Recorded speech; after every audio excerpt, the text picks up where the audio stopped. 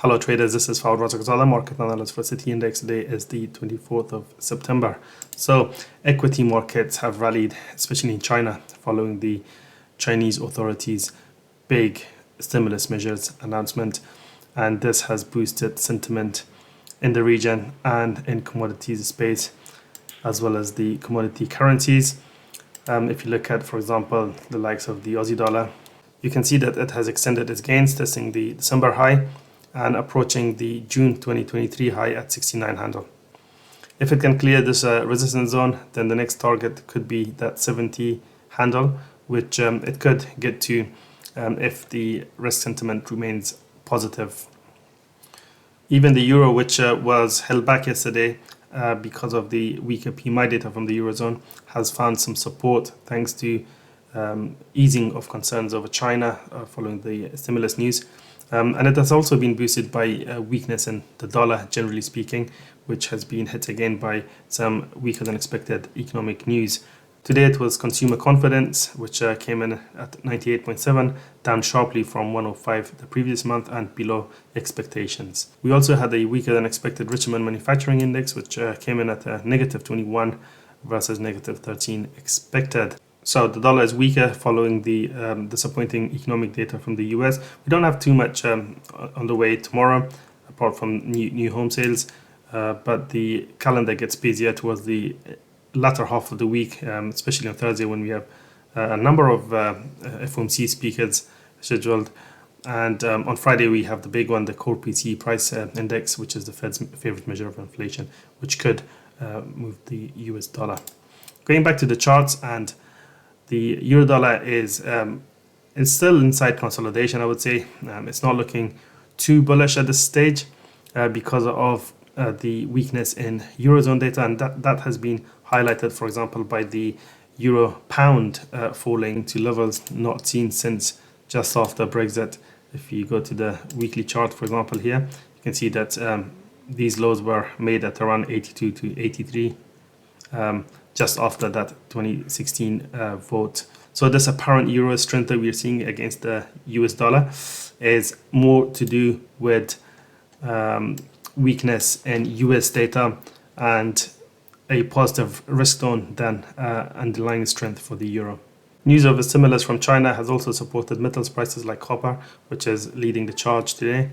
And it's also supported silver prices, which remains on the front foot. Gold is testing record highs as we speak. Today it has hit a new record high, reaching 2,640. It looks like 2,700 could be on the way. But one thing to keep an eye on is the fact that the gold price is reaching severely overbought levels. For example, if you look at the RSI indicator on the daily time frame, you can see that it has crossed above the 70 threshold, which is a sign that perhaps things are getting a little bit overstretched on the upside, and that we could see a potential pullback or consolidation to allow for the RSI overbought conditions to be worked off.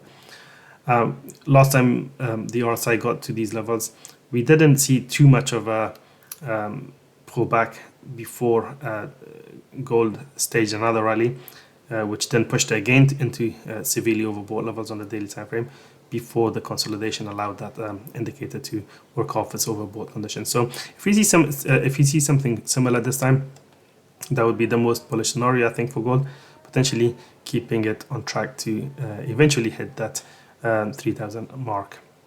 But if you look at the higher time frames as well, so now this is the weekly chart, you can see that the weekly RSI is also at severely overbought levels.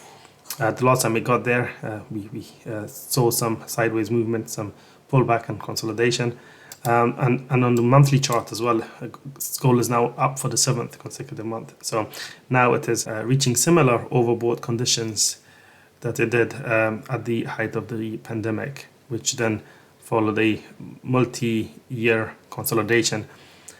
Something to keep an eye on if you're bullish on gold. Going back to the equities space, and let's see if this has any legs and whether or not the Chinese equity markets will now be able to stage a more meaningful recovery than the previous one we saw earlier this year that faltered at around mid-May before we've seen the fresh rally. And if China can push higher, will that help European stocks? Well, the German DAX index is near testing its prior resistance and all-time highs, where it has struggled really in the last several attempts to break away from. And if we see another failure this time, despite the Chinese news, then that could be something to excite the bears perhaps. So watch out for a potential reversal on the German DAX index. Or a bullish continuation, but it does need to move away from this area of resistance at around 19,000 area.